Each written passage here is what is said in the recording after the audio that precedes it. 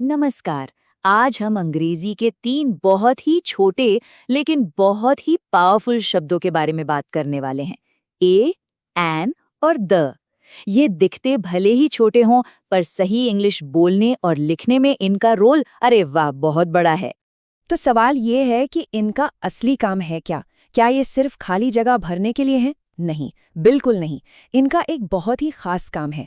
ये हमें बताते हैं कि हम किसी आम चीज की बात कर रहे हैं या किसी बहुत ही खास चीज की। चलिए इस राज को और करीब से जानते हैं। जी हाँ, इन छोटे शब्दों का असली राज बस यही है। ये इशारा करते हैं कि बात किसी आम सी चीज की हो रही है या फिर किसी बेहद खास चीज की। इनका सही इस्तेमाल ही इन दोनों के बीच का फर्क साफ करता है। तो चलिए अपनी इस जर्नी के पहले पड़ाव पर चलते हैं। यहाँ हम मिलेंगे ए और एन की टीम से। ये वो टीम है जो किसी भी एक आम चीज की तरफ इशारा करती है। तो सबसे पहले बात करते हैं एक ही। इसका सीधा सा मतलब है कोई भी एक। इसको ना ऐसे समझिए, मान लीजिए एक अलमारी है जिसमें बहुत सारी शर्ट्स हैं और कोई बस उसमें से कोई भी एक शर्ट निकाल लेता है। वो कोई खास शर्ट नहीं है, बस कोई भी एक शर्ट। ए का इस्तेमाल उन शब्दों से पहले होता है जिनकी शुरुआत कॉन्सोनेंट साउंड यानी व्यंजन की ध्वनि से होती है, जैसे अ कार या अ बॉय। अब यहाँ देखिए, ये बहुत दिलचस्प बात है। ए और एन का मतलब बिल्कुल एक ही है, इनमें कोई फर्क नहीं है। फर्क है तो बस इतना कि ये किस तरह के साउंड वाले शब्द के पहले आते हैं। मतलब सारा खेल सिर्फ और सिर्फ साउंड का है, उच्चारण का है। तो फिर मन में एक सवाल जरूर आएगा कि भाई अगर मतलब एक ही है तो फिर एन की जरूरत ही क्या है? ये एक एक्स्ट्रा रूल क्यों? लेकिन रुकिए, इसके पीछे की वजह ना बहुत ही मजेदार और लॉजिकल है। ये देखिए, एन असल में प्रोनाउंसिएशन को आसान बनाने के लिए एक पुल, एक ब्रिज की तरह काम करता है। जरा बोलकर देखिए, ए एप्पल। अटक गए ना? थोड़ा अजीब लगता है, लेकिन जैसे ही हम एन जोड़ते हैं ये बन जाता है एन एप्पल। कितना स्मूथ हो गया! ये भाषा के फ्लो को आप कह सकते हैं मक्खन की तरह बना देता है। चलिए अब ए और एन से आगे बढ़ते हैं। अब बारी आती है हमारे दूसरे हीरो की, द।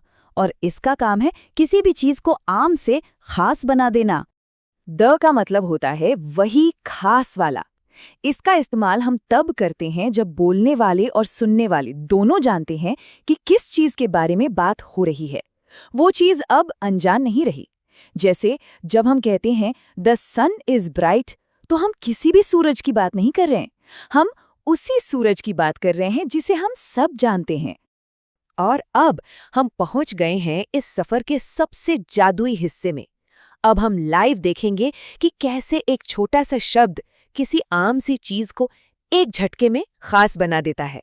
चलिए एक कहानी देखते हैं। पहला sentence, I have a pen. यहाँ ए पेन का मतलब है कि मेरे पास कोई भी एक पेन है। ये कोई भी आम सा पेन हो सकता है, इसके बारे में हमें अभी कुछ खास नहीं पता। लेकिन जैसे ही अगला सेंटेंस आता है, द पेन इज ब्लू, तो देखिए क्या हुआ। अब हम किसी भी पेन की बात नहीं कर रहे, अब हम उसी खास पेन की बात कर रहे हैं जिसका जिक्र अभी अभी हुआ था।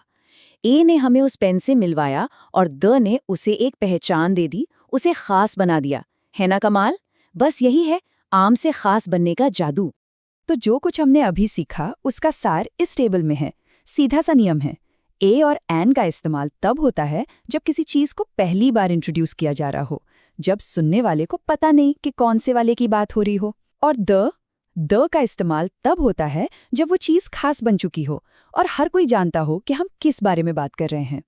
तो अगली बार जब भी एन या द को लेकर थोड़ी भी कंफ्यूजन हो, तो बस एक पल रुककर खुद से ये सवाल पूछना है, क्या मैं किसी भी एक चीज की बात कर रहा हूं या फिर उसी खास चीज की?